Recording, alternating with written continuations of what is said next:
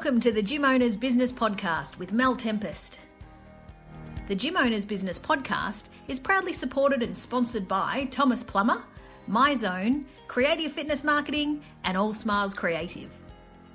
The Gym Owners Business Podcast is part of the Gym Owners Business Network, which is the industry's go-to online hub designed to better service the needs of fitness business owners. The Gym Owners Business Network is currently finalising foundation memberships, so if you're a fitness business that would like to gain valuable and extensive exposure to the Australian and global fitness industries, then head to gymownersbusinessnetwork.net to find out more. Well, good afternoon. It's Mel Tempest from the Gym Owners Business Podcast. Today I'm speaking to Robert Dyer, Michael Mantell and Bobby Caputo. Good afternoon, gentlemen. Good afternoon. Hello, Mel. Great to have you here today on our platform. Today we're discussing storytelling, and the topic of storytelling came up because not long ago I applied to speak at a convention, and I was rejected from speaking at the convention because they came back and said to me that people don't want to know your story, hence why we're doing this podcast today.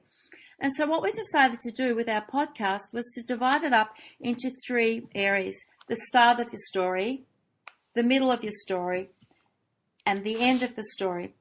So Robert, Michael and Bobby, look, they do some fantastic stuff on social media, and we're always discussing storytelling and the importance that it has in the journey of people inspiring others.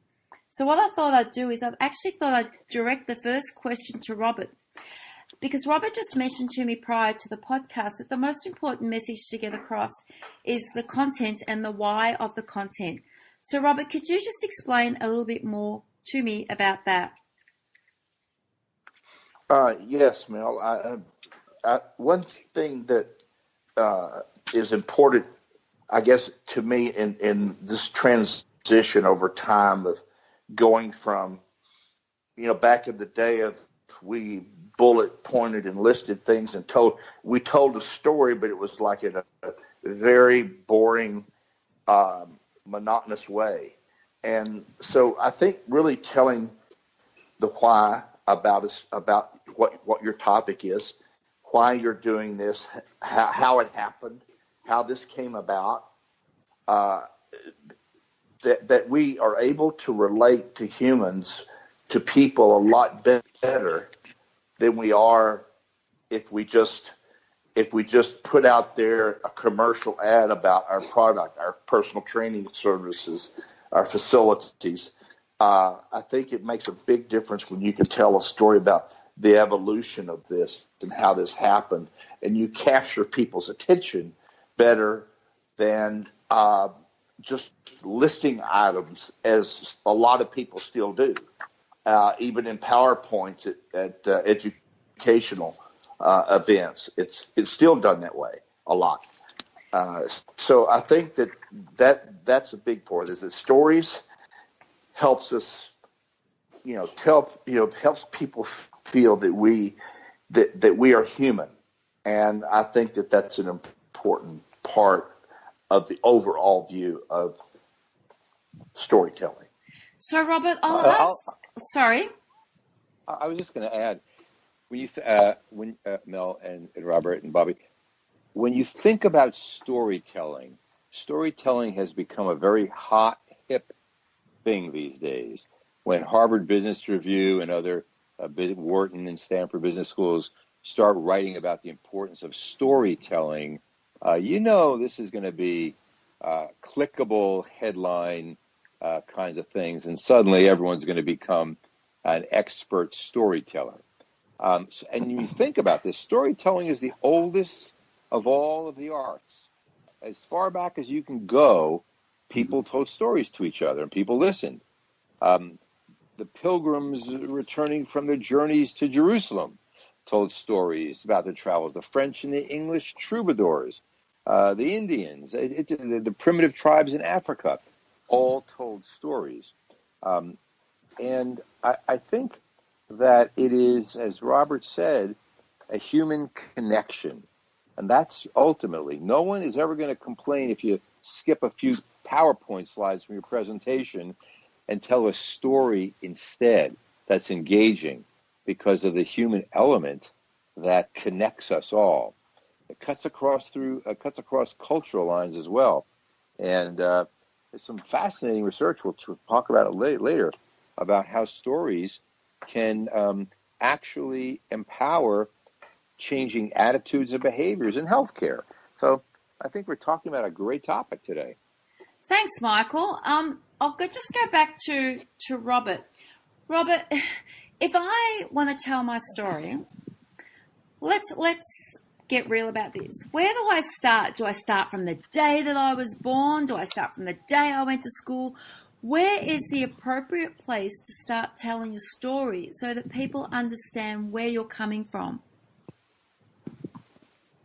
Well, I think there's different ways to do this, so I don't want to confuse the whole topic. But I think that I feel like that when I'm writing something, Mel, I may start.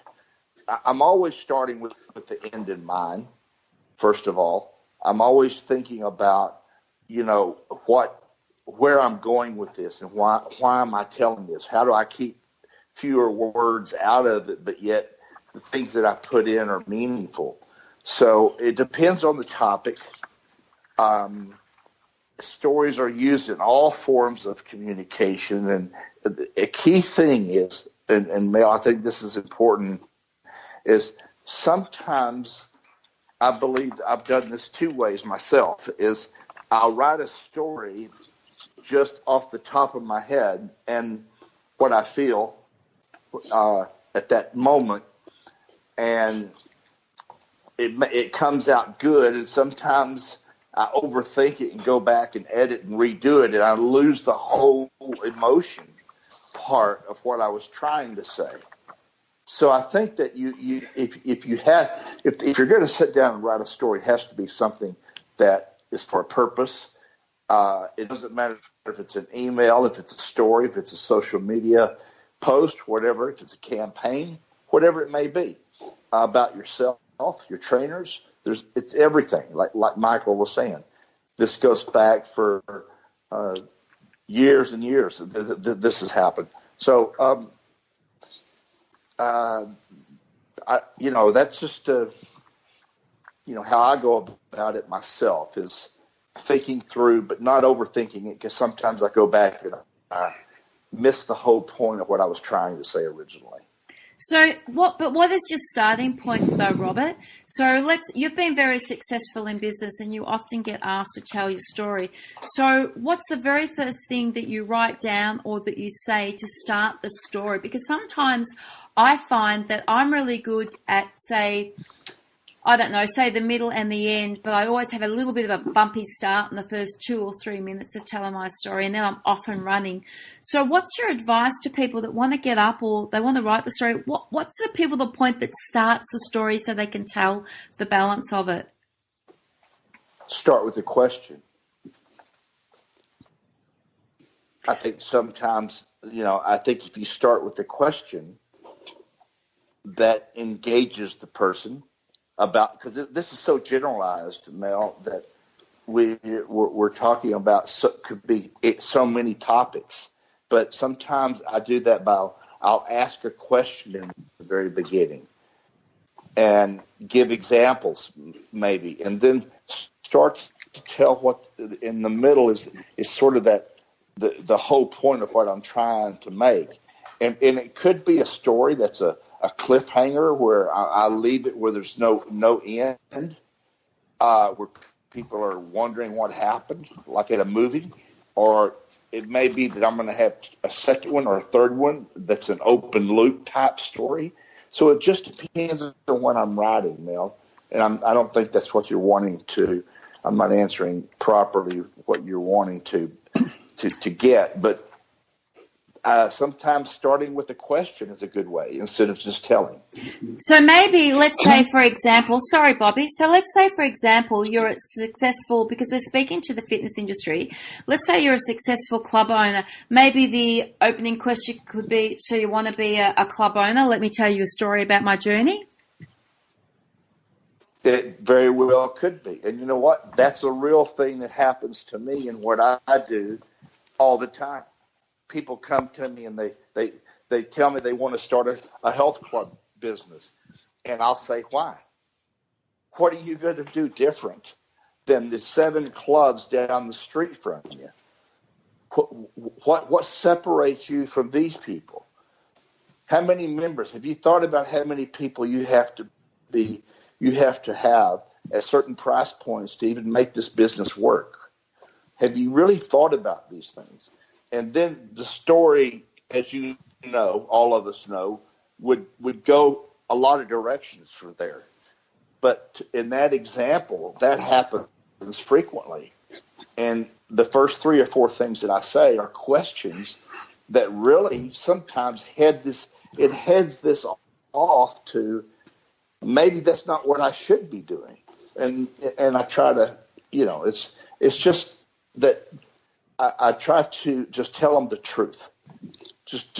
And my story is what it takes to make it in this industry and to survive and thrive. And so that's how I go about it in that example that you just gave. And Bobby, what did you want to say? Well, I just wanted to point out that everybody listening to this right now is an expert storyteller.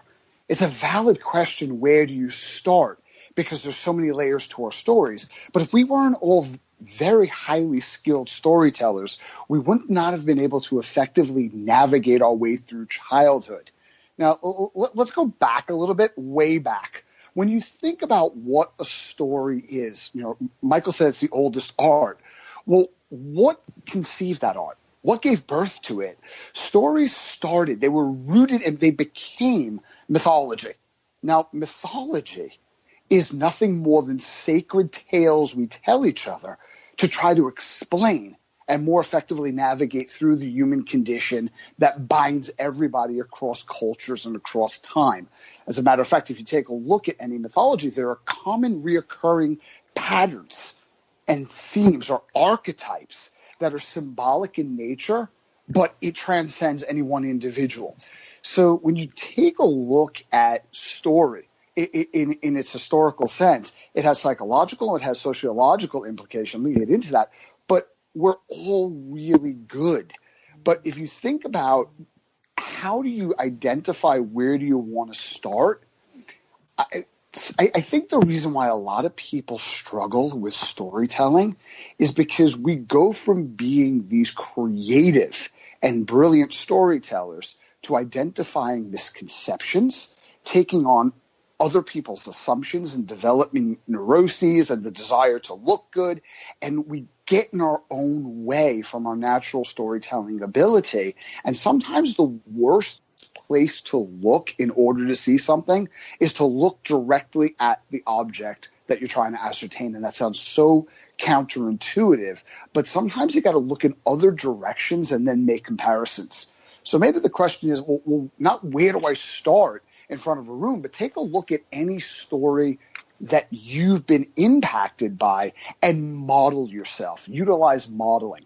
Every single person has been moved by a song. We've been transformed or moved deeply by watching cinema, by watching a play, some live performance. All of this follows every single archetype that you see in every single story.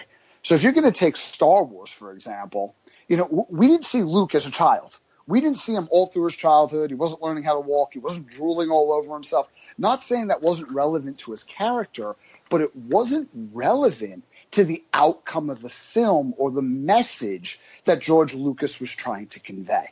So I think Robert is spot on in begin with the end in mind.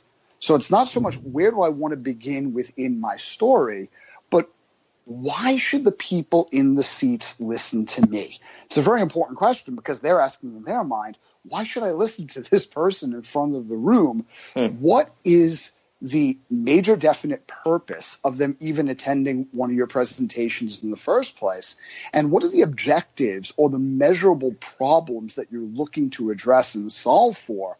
And a lot of the times that tells you exactly where to start. You might not have to go all the way back to the beginning. Your story might go as far back as last week because something happened in your life that's extremely relevant as a lesson for the people in the room. And storytelling, rather than information, wraps it in delivery style that psychologically makes it memorable and more effective for a lot of reasons. One is emotional. Think about everybody's mind inside the audience as a castle. And you're this person on a horse and you're this traveler. You got to dismount from that horse and be very vulnerable.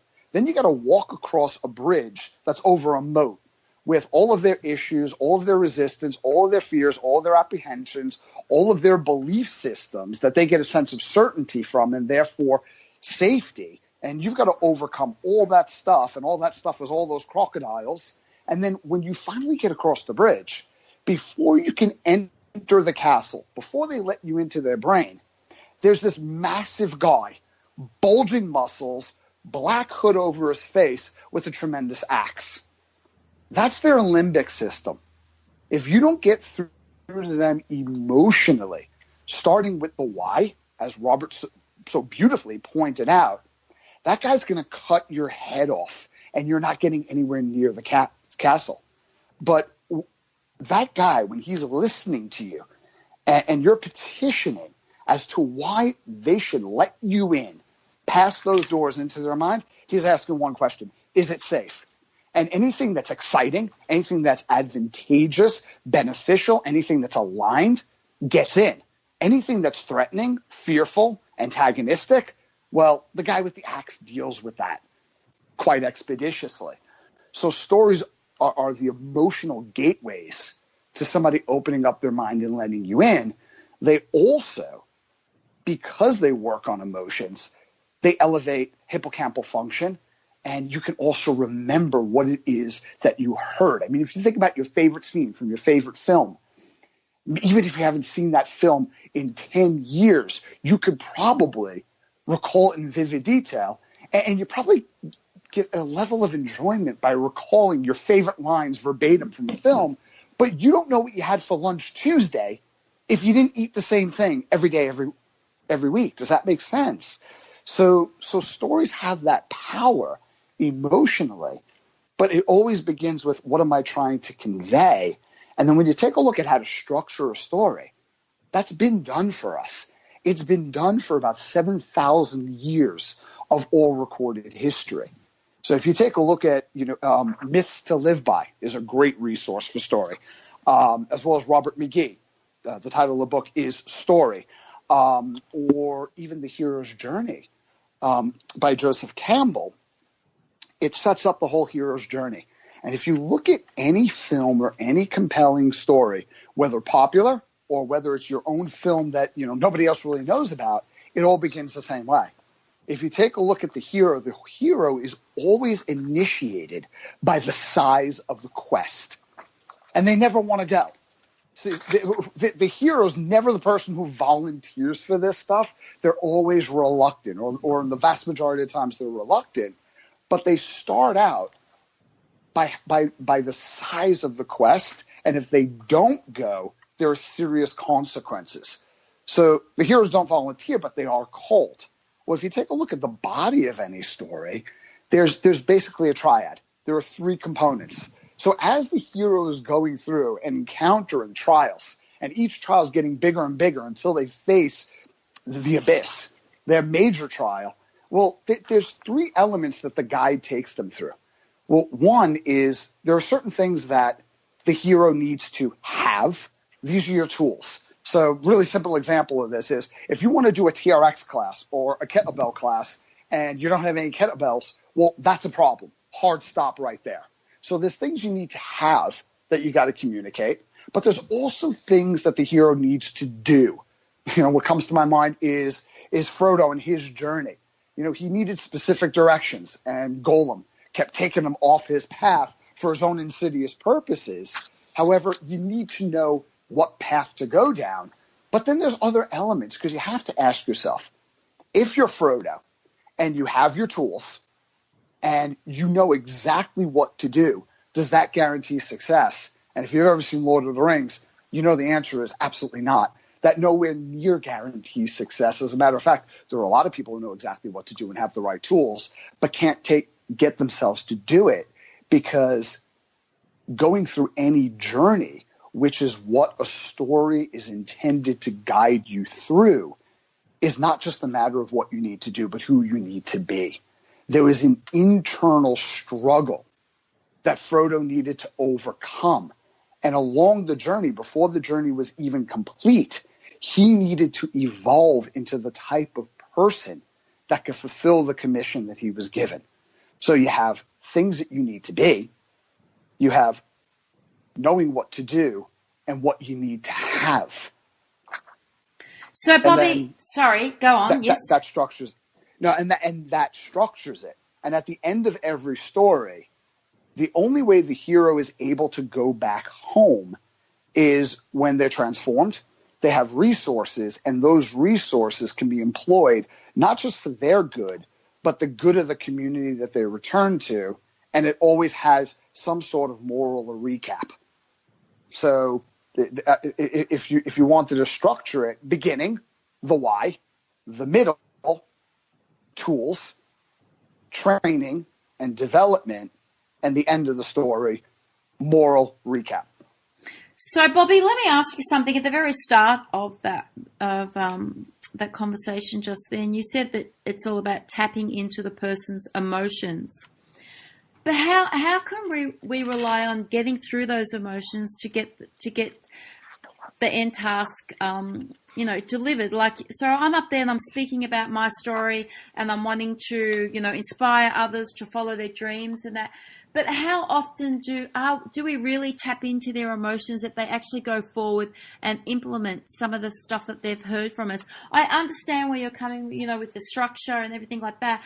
But the reality is, when you get up in front of a room or you write a story, it's quite difficult to get people to take on hand what you're saying and to tap into their emotions. How do we know if we're getting the job done? Because you want people to leave the room inspired by your story so that they can walk out of there and say, hell yeah, I can do this too. And, but how do we make that happen? Because sometimes I look across the room and when other speakers are speaking, and I often wonder, are these people really listening to what's going on? Are they understanding the message that's here? I mean, how do we know that we're getting it across? Well, a couple of things. One, you're not going to get your message across to absolutely every single person in the room. And even if you emotionally affect them and give them takeaways that are executable, most of the people in that room, and this is the reality, are not going to go out and do anything different. And that's the same situation every single speaker in the world finds himself in. So if that's your objective, health is for people who want it, not necessarily for people who need it. But the second thing is, with stories and vulnerability, you're much more likely to affect people in a way where they will use what it is that you give them. And I think one of the keys is taking yourself off the stage. Think about, again, from another story, going back to the modern adaptation of Romeo and Juliet, which would be West Side Story. There's a beautiful scene in West Side Story. And you all, has everybody on this call, forget it because I can't talk to everybody listening to this, have you seen West Side Story? Mm-hmm. No. Yes, I have. So well, hang on, Mel, because you might want to watch it. It's beautiful. And there's this one scene where the worst possible thing that could ever happen in a closed space happens. They take these two warring gangs, the Sharks and the Jets, and they stick them in a gymnasium at a school dance. Now, they're in a confined, relatively small space, given the number of people. And these two gangs could not have had more differences, and they couldn't have hated each other any more than they did. And they were likely all armed. So the situation's pretty precarious because at any moment, singing, snapping, and dancing could kick off. But anyway, so everyone's on high alert. They're all watching one another.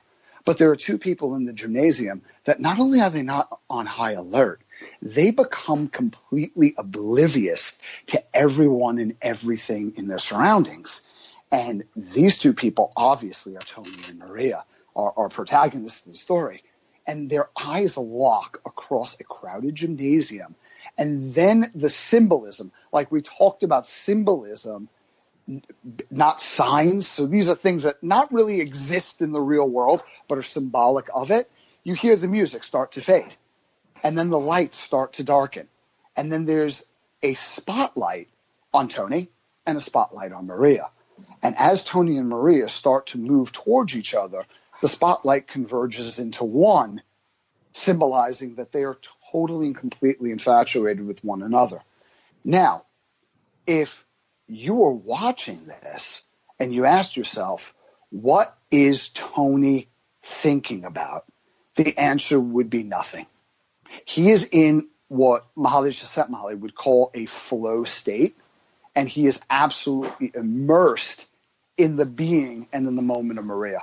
He has very little self-awareness. He doesn't know how he's standing, what he's doing, and I think storytelling, the key to it, is the ability and the willingness to just abandon how am I doing and get into that moment, filling that space between you and that audience. You can have all your structure. You can have all your major points. And don't get me wrong, technique, tactics are critical.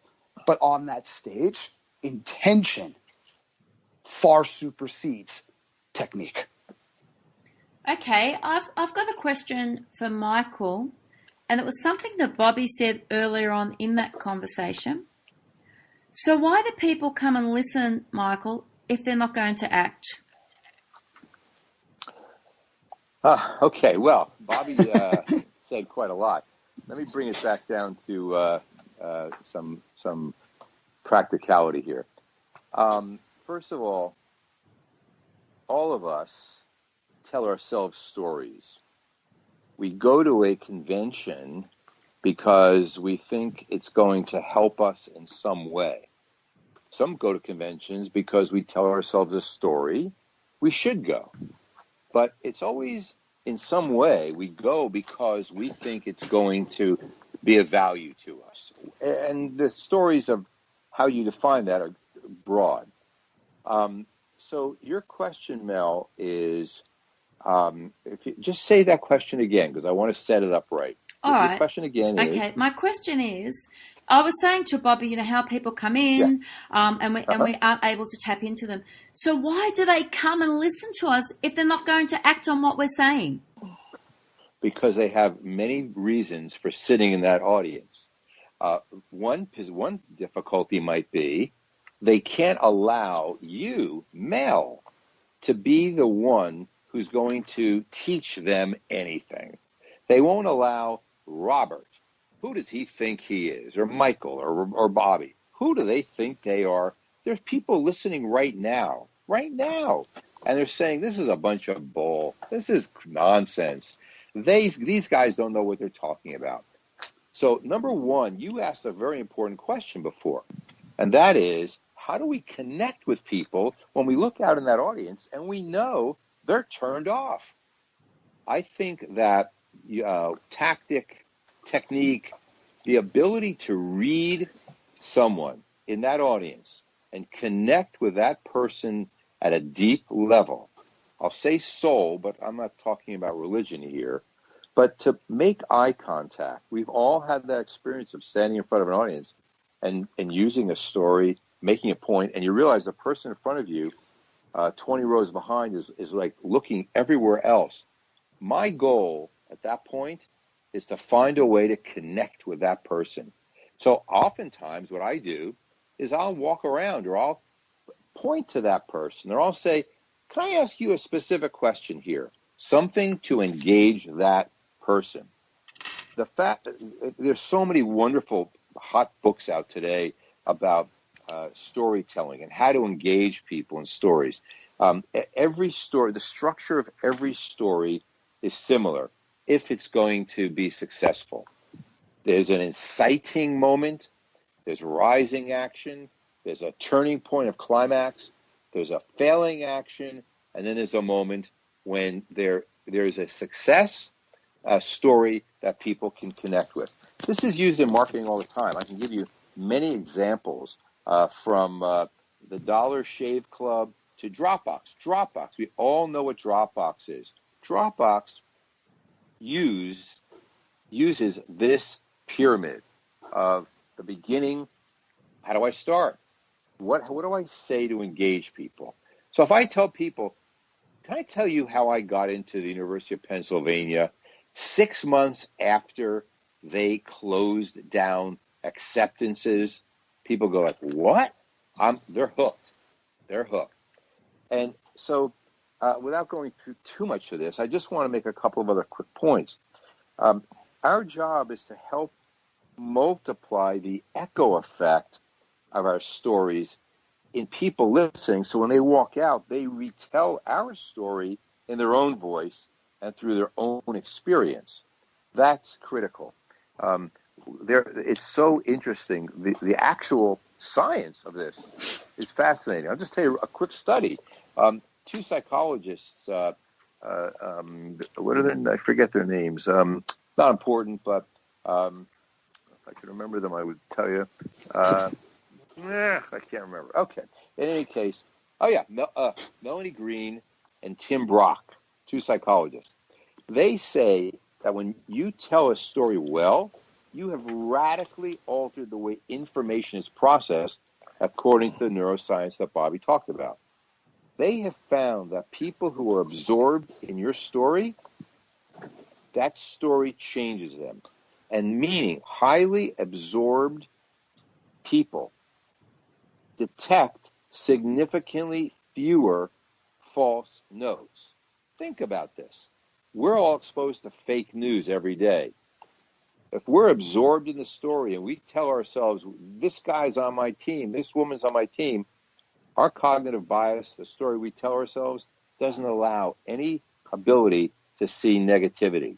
So I think that storytelling has become an art. It is. I think we use it. I don't think that it replaces skill. I don't think it replaces competence. I don't think you can BS somebody with a good story necessarily. But the tact is to get to the story that the person is telling herself or himself, get through that, and be able to have a protagonist, an antagonist, and then this Oprah Winfrey aha moment when everyone sees the surprise at the end and can engage with it. So, Robert, one of the main things I heard you say there, Robert, though, if I may, is authenticity. Well, you need to be authentic in everything you do, don't you think, Bobby? I mean, irrespective of whether it's storytelling, I think everything that you do every day, every moment of your life, it needs to be authentic. I mean, why? We're role models. But the question was, what happens when people shut down? And why do people shut down? They either don't believe what you're saying or they don't trust your intention. Or they don't understand it. Or they don't understand. I mean, we have to look at we have to look at the types of people. Let's be realistic. We need to look at the types of people that want to go out and tell their story. Right now, the focus is on the 21 to 36-year-old age group. And I know there are people out there that say, hey, 21 to 25, they don't have stories to tell. Well, yeah, they do. They do. Unfortunately, this is also the same demographic that shuts down in our workshops. Isn't it, really? They go off and they do their own thing. So I struggle why they're not taking things on board. And, you guys have come back with some really good answers with that. Maybe we're not effectively communicating. Well, I do believe that. Maybe, and I could be totally wrong, maybe we need to bring everything back to more layman's terms. Because let's look at the other side of it. And we're drifting away a little bit from what we were supposed to be discussing. And Michael will probably agree with this.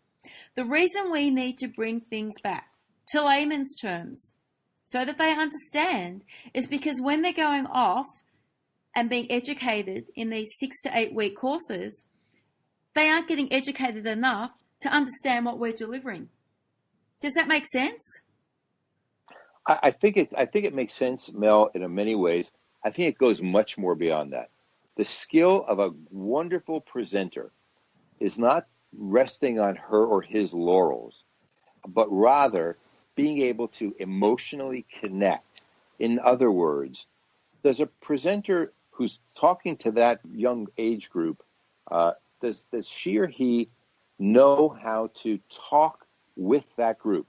Does he know how to, or she know how to overcome the objections without even having that group talk about them? Does he start with, guys, I bet a lot of you folks are thinking, what am I going to learn here?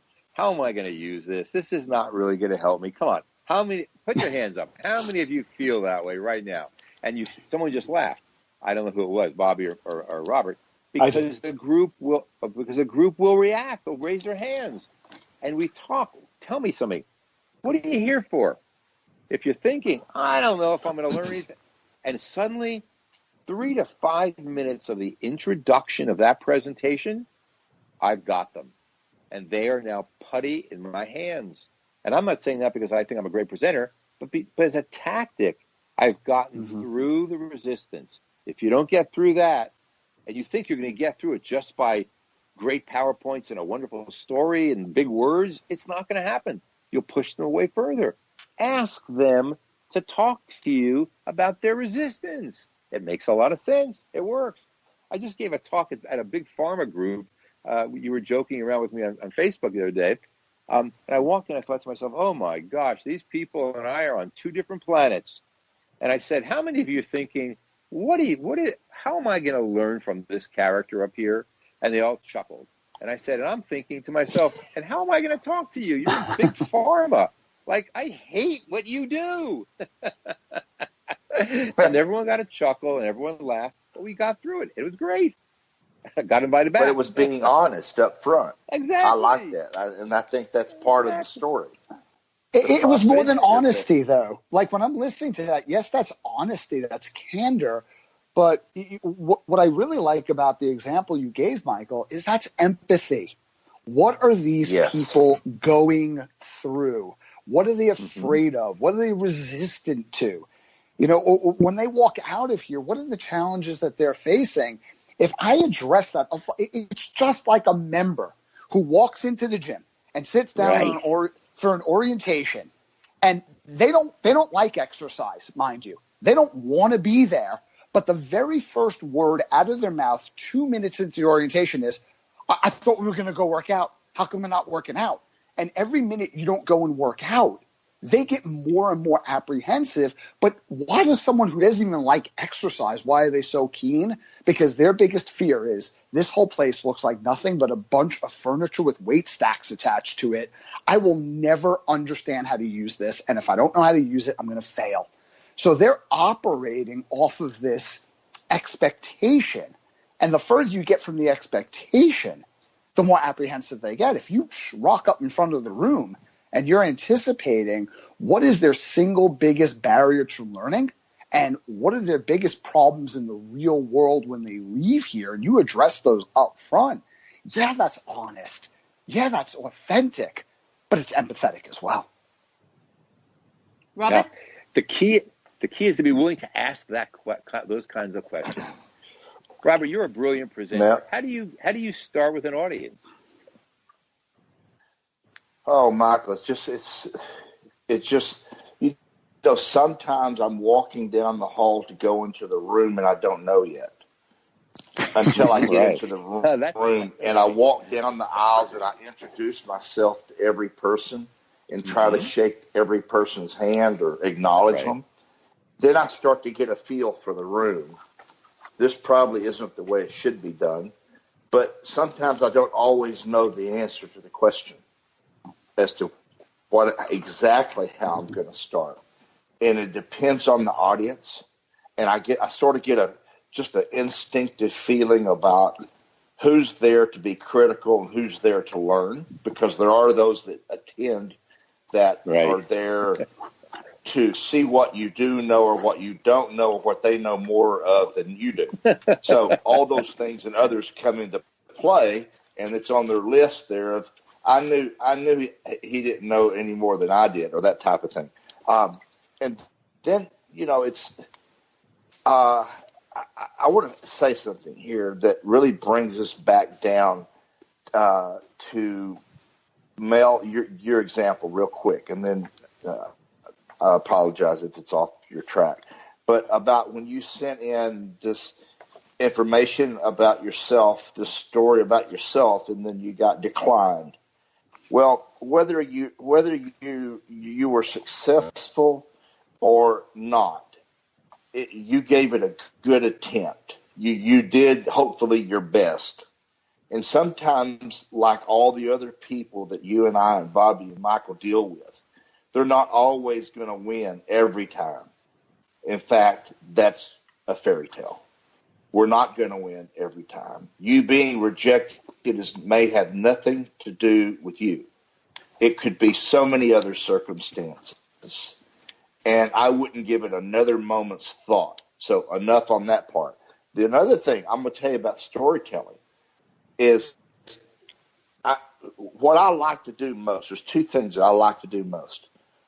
And that's build a team of people that can accomplish wonderful things as a team. Really, I mean arms locked team. There's none of the office politics and all that going around. And every day I go to every office, I speak to every person face to face. And I've told Michael this before. And they're part of this whole thing about who comes on our team. And when I get to the interview of somebody, if I'm the last ever interview a person, I don't even look at their resume. I don't give a shit what is on their resume. I don't care where they went to school. I'll turn the resume over. They've talked to 7 or 8 of my people. I've gotten their input, and I say, tell me about yourself. And being in a people business, if they can't do that without, and I know they're going to be nervous, so it's not like I'm being critical. Just tell me about, it's okay. Just tell me about yourself and why you feel like this fits you. And that we will be a good, you will fit this team and the team will fit you. And all right, that's storytelling though. A lot of people discount that. That's not an interview. That's them telling me a story. And that works just as well as me telling a story. So I apologize. I hope I'm not on the wrong track here. And the key things, on me is that I just if I have a problem situation, there's always a story involved about maybe that happened to me when I was 35. I've made the same mistakes, and you start talking to them. Things resonate. They think, okay, he's not here to chew my ass out and fire me. He's here to talk to me about this. And I get them to loosen up and talk to him about what we're going to do about it. Because I wouldn't have hired you if you weren't a good person to start with. So can we work through this? And so I use stories for maybe different things than you guys think of stories. I'm a little bit like you, Robert. I do the same thing. No, I'm like you, Robert. I do exactly the same thing. I try to execute it in what I do for a living. Now, my second best thing I like to do is I have 4 potential club owners right now that I mentor free every single week. And I go through everything with them. I have a complete outline of how this works. It's an 8-week period, 8-week process. And I ramp these people up about the business, demographics, building, finish out, how much HVAC they're going to use per cubic foot in their facility, depending on the climate where they live. I cover every damn thing they could have. And when they go in to pursue their business model, they know the right questions to ask, how to negotiate with the realtor, about getting finish out, about all those things that they never would know until you've done it. You guys have done it. And how many years of warranty do I give? This is all I love. And I do that with people by telling them stories about what's happened, how I learned that. And it works. So from my perspective of storytelling, obviously I'm not going to be as good at this as and I mean this, as Bobby and Michael and probably yourself, but I use it in maybe a different method to try to work with people and be more empathetic. And then if something's not going to work, then I address that too. So it's a bonding time. It's creating what you said and Michael said a while ago, Bobby, is empathy, and it's making that connection about us being human. And you know what? You failed. So what? You didn't fail. You didn't fail until you quit. And so maybe I use it in a different way, and maybe the listeners use it in different ways, or potentially use it in different ways. So anyway, that's all. Well, you know what's really interesting about that, Robert? I think you're a very good storyteller, and the reason for that is the voice from which you tell the story. I mean, if you take a look at good storytelling versus bad storytelling, someone who gets on stage and they get through, they connect with the story, versus someone who loses the audience, I think very often, and both has happened to me, so I'm speaking from experience, is Me too. great storytellers and great stories are usually told from the perspective of the guide, not the hero. When the story is about you and what you've accomplished and what you've done, you're not speaking to archetypes, you're speaking to your own ego.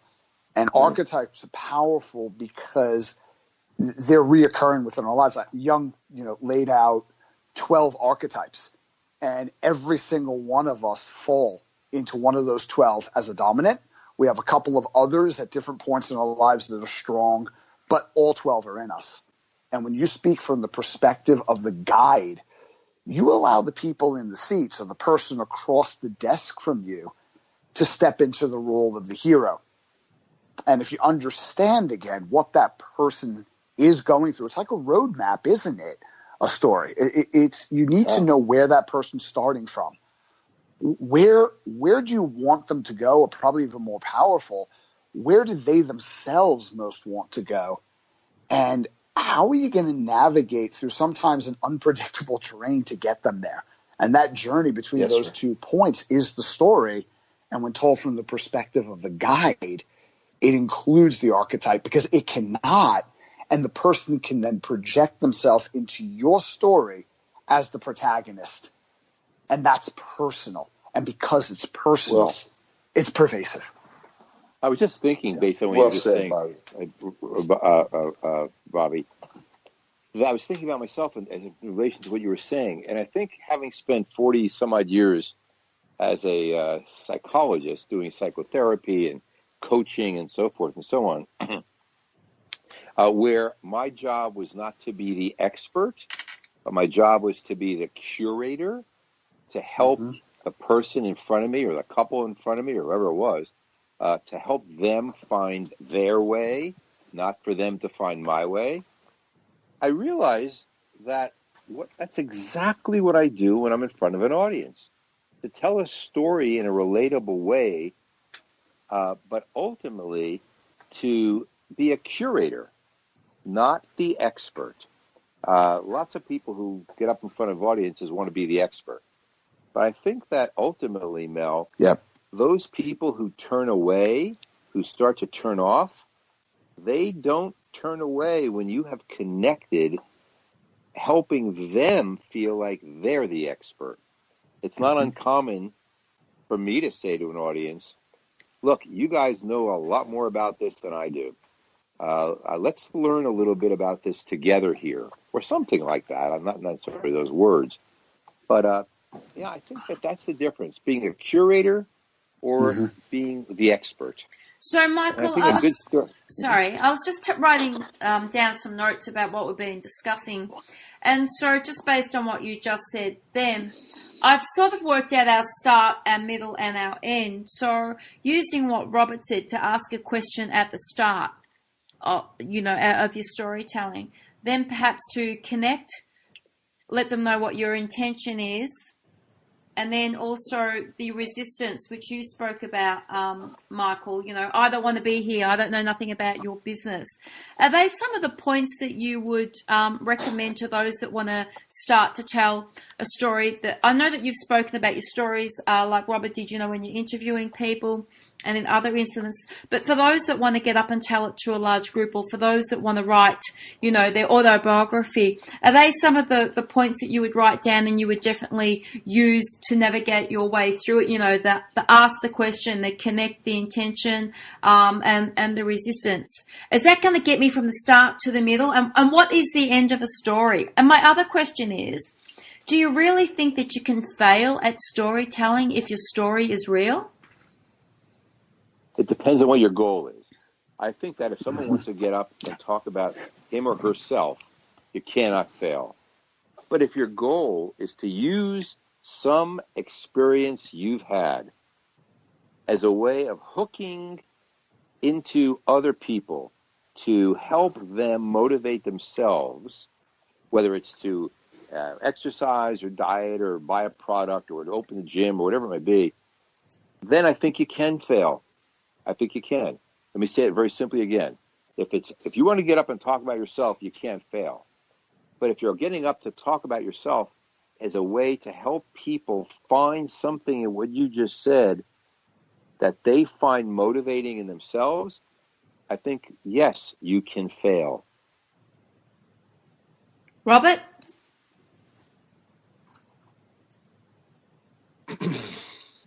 Robert, did you have any thoughts on that? No, I really nothing more than what I've said on that. The end to me, and that's what you're referring to, right, Mel? The end. Yeah. Basically, or the failure part. Or, I kind of got lost in the question. So, can you fail?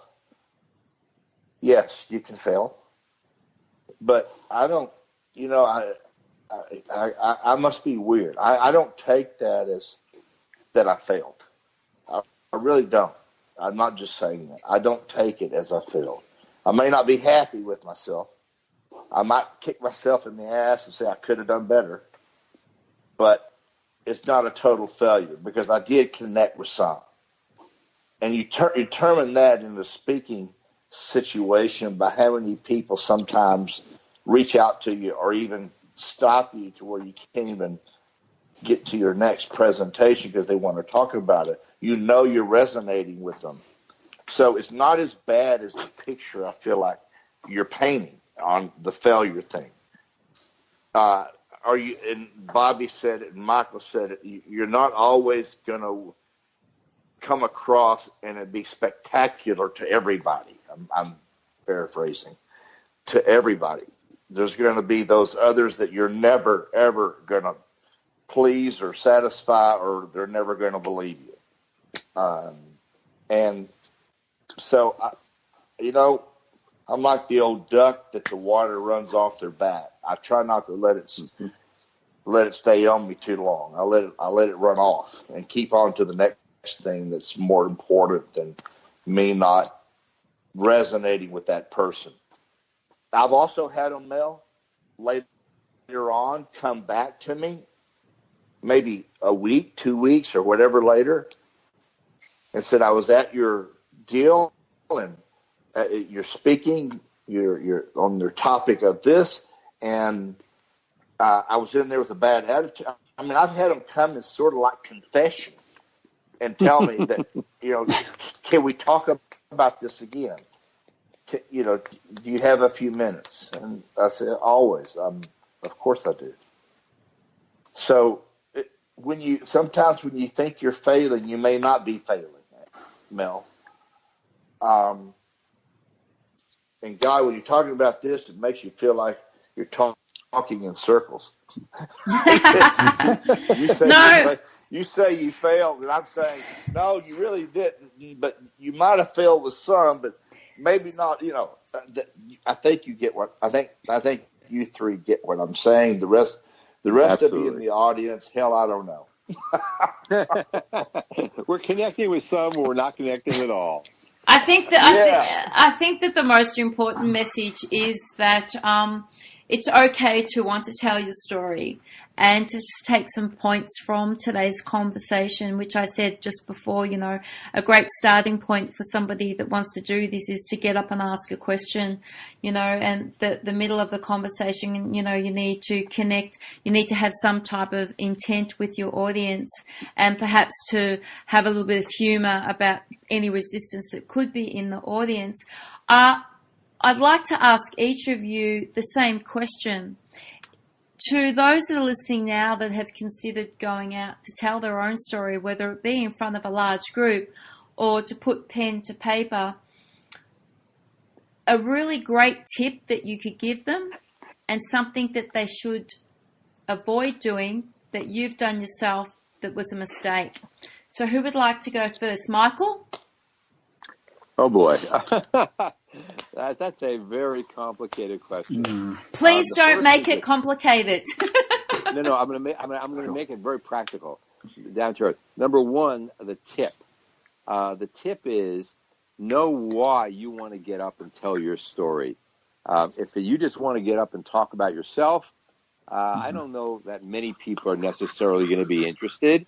And as Robert has said more than once tonight, who cares? And if you don't care, then you're free to tell your story, and you're happy that you told your story. But at most of these professional presentations, these people who are coming want something more than just to listen to who you are.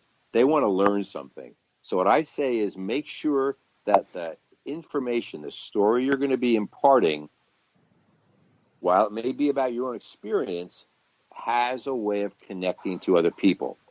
The mistake that I've made is probably ignoring the audience and being so involved in my information that I forget that there's other human beings, 100, 200 people in the audience who are listening. So I don't make it about me anymore. It's never about me. It's about what they've come to learn, what I imagine some of their blocks are that they've been telling themselves, and how I'm going to get through that. How am I going to make this a relatable experience, as human a connection as possible? Thank you, Michael. Robert? I would say that my tip is that don't write your story worried about if it's going to be successful or a failure. Mm-hmm. Write it the best that you can, and with the making sure that you're carefully making your point, and don't overthink it. Don't go back and over edit. So I know you got to edit, but you don't need to go back and over edit to take away the meaning. That's a long tip, Mel. Okay. What I wouldn't do, and I'm going to say this on what I wouldn't, some advice as to what I've done that I wouldn't do is write something when I'm angry. I wouldn't do that. I might write it, and there's probably some psychological thing here Mike could help me with. But I might write it and then just sleep on it and not send it, but I feel better that I wrote it. That may sound very elementary, but I think sometimes you got to get your thoughts out to get your thoughts out. Yep. And Bobby? So I think. Well, sorry, Robert. I didn't realize you hadn't finished. No, I'm finished. Thank you. Well, there's a few things. First of all, if you want to be a speaker, don't do it. Charles Bukowski wrote a brilliant essay titled So You Want to Be a Writer? And basically it goes on and on about all the reasons you should ask yourself why you should not do it. And it goes through a myriad of reasons why writing is the last thing you should ever consider doing if you want to do it. And the only way that you should ever be a speaker is if it's so much a part of you that you cannot do anything else. You just can't. Because as Michael said earlier, part of being a speaker is this constant reinvention and self-renewal and rigor. And if you're not prepared to literally break yourself down, destroy yourself, and reinvent yourself over and over and deal with the pain and the criticism, not just criticism from your audience and your industry, but the self-criticism that goes along with refining your skills over a lifetime, it's going to be painful. If you love it so much, you don't know where your choice of occupation ends and where you begin, then by all means, be a speaker, because you probably have something to say that's significant enough where you have a moral obligation, not just a preference, to share that with as many people as possible. Second thing, whatever you resist will persist. If you're thinking about the difference between success and failure, you're indexing on the side of failure. If you're thinking about your information, as Robert said, if you're thinking about, is the audience liking me? Is everyone connected? Has anyone checked out? Guess what? They're checking out because you're in your head. You're not with them. That's like being on a date and thinking, okay, wow, is this person going to go home with me? Wow, what's the sex going to be like? Yes, someone's having a conversation with you during dinner. I can tell you what the sex is going to be like. It's going to be alone in your room, followed by a pint of Haagen-Dazs. Congratulations, mate. So don't do that. Right. Well said. Whatever gets resisted gets persisted. So think about that as well. And you got to find your style, your tilt. Everybody has a tilt. If you want to be a public speaker, one thing you should do to get a real example of what it's like is step on stage, open mic night, do comedy. Get up there, and even if you go blank in the bright lights, and there's no shame in that, it'll give you an idea of what your first presentation is going to be like. And if you walk off that stage and you want to throw up and you're like, I'll never do that again, guess what? That's exactly what your first time is going to feel like when you get up on stage. But if you keep doing it over and over, and you can go through that pain, and it is painful. I was a speaker for 20 years with a fair bit of success, fair bit of failure, but a fair bit of success. And I decided, you know what? I'm going to start doing comedy. Hold on. You're starting from zero. Nothing's prepared you for this. But the lesson is you keep doing it. You start to get a rhythm. You get a tilt is what it's called, as my friend John would say. And everything you've believed, experienced, your own innate personality traits, your emotions, perspectives, gives you a certain style. You know what authenticity is? It's not about being who you are, because who you are is a construct. Totally different podcast. However, it's having no differentiation between how you live your life and how you present yourself. And you're unique, and let that uniqueness loose. Somebody once told me, you want to write drunk, edit sober. I wish I knew that they were speaking metaphorically. I don't remember much of what happened that year. Same thing when you're speaking. You want to prepare. You want to know your information cold. You want to go over your strategies and techniques. And then when you get on stage, kind of like Robert walking down the hall, forget everything. Where you don't know the first thing that's going to come out of your mouth. You know why? Because you haven't gotten there yet. And it's like when you go on a date again, that example, you rock up on a date, you have every line prepared, it's going to be contrived. That's not true connection. Right. So you want to over prepare and then forget absolutely everything. Speak drunk, revise sober. I don't mean that literally, by the way, just clearing that up. That's great. And then one of my mentors told me, a last piece of advice, that there's two types of speakers in the world. Type of speaker who gets on stage and says, here I am, with incredible enthusiasm. Second type of speaker gets on stage, looks out and says, wow, there you are. Don't be that first person. Right. That first person will not be as effective, and they will suffer a lot of pain and agony. Don't be that first person. Never adapt your natural style to get anybody else's approval. If there's one massive mistake I have made in my career, and I'm ashamed that I made it because it goes against every rebellious inclination I have. We had somebody on our team who left our team, and I felt there was a gaping hole. And I thought that what my team expected was I would encompass his information, his speaking style into mine so the team would be complete. And if I did that, I would earn the right to be loved by my team and be accepted. I started to look at my team like my family, and I thought, okay, my growing up, there was no such thing as unconditional love. As a matter of fact, there was no such thing as love. There was conditional survival. So I started behaving in that way, and I didn't even realize what was occurring at the time. So I changed my entire style. And when I changed my entire style, I robbed my audience, I robbed my company, and I robbed myself over high performance, over impact, over real meaningful connection and contribution. And just like I believe the only way out of suffering is contribution, I think the fastest way into suffering is to not contribute. And that's exactly what I did. So I'm not saying be who you are, but decide who you want to be and never change that for anybody, because it will not work, because when you cut it with a knife, it will not bleed. That's all I got to say on that. Thank you very much, Bobby, for that. And I thank Robert, Michael, and Bobby again for today's podcast.